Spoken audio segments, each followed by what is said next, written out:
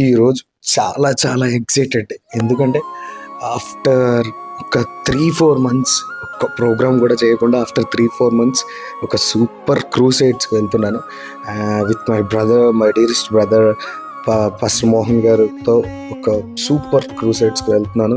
అసలు I was so excited. ఎందుకంటే 3-4 months వరకు రెస్టారెంట్ వర్క్స్లో బిజీగా ఉండి ఒక్క ప్రోగ్రామ్ కూడా చేయలేదు. సో ఈరోజు ఐ వాజ్ సూపర్ ఎక్సైటెడ్. అసలు మామూలుగా ఉండదు. అసలు డే ఎలా స్టార్ట్ అయ్యింది, ఎక్కడిక్కడ వరకు ఎలా వచ్చాం, ఏ ప్లేస్కి వచ్చాం అనేది అంతా మీరు క్లియర్గా చూడొచ్చు. మీకోసం ఎవ్రీథింగ్ వీడియో తీసా. Just SIT. సో మార్నింగ్ మా బ్రో వాళ్ళు నన్ను డ్రాప్ చేశారు. ఆ జర్నీ కూడా నేను వీడియో తీసా. అది నేను దాని తర్వాత కూడా ఒక సూపర్ ఎక్సైటెడ్ జర్నీ చేసాం. అది కూడా నేను మీకు ఒక వీడియోలో చూపిస్తా. సో అక్కడ నుంచి స్టార్ట్ అయ్యి పాస్ట్ గారు నేను ఒక వెహికల్లోకి వచ్చేసాం. పాస్ట్ గారు నేను వెహికల్లోకి వచ్చేసినాక దెన్ వి స్టార్టెడ్ ఆ జర్నీ. అసలు సూపర్ బ్యూటిఫుల్ నేచర్. అసలు ప్లేస్ మీకు అప్పుడే రివీల్ చేయను, కానీ అసలు ప్లేస్ అయితే అమేజింగ్ ఉంటుంది. కానీ ఈ అమేజింగ్లో ఒక చిన్న దరిద్రం కూడా వచ్చింది. ఇలా వెళ్తూ ఉండగా ఆ వేలో ఒక పెద్ద ట్రాఫిక్ జామ్, ఒక 6-7 hours ట్రాఫిక్ జామ్. ఒక పెద్ద ఆయిల్ ట్యాంక్, ఆ గ్యాస్ ట్యాంక్ పడిపోయింది.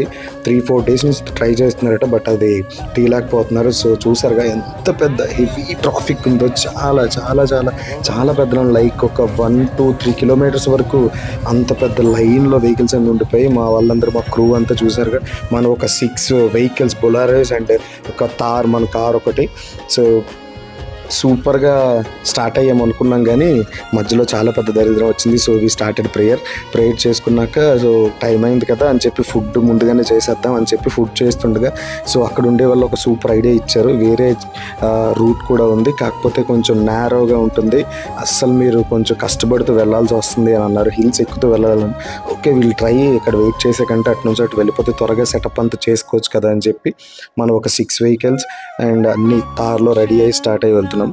సో వెళ్ళేటప్పటికి అక్కడ కూడా మళ్ళీ ఇంకొక దరిద్రం వచ్చింది. ఎంత నేచర్ ఎంత సూపర్గా ఉందో అక్కడ మళ్ళీ ఒక దరిద్రం వచ్చింది.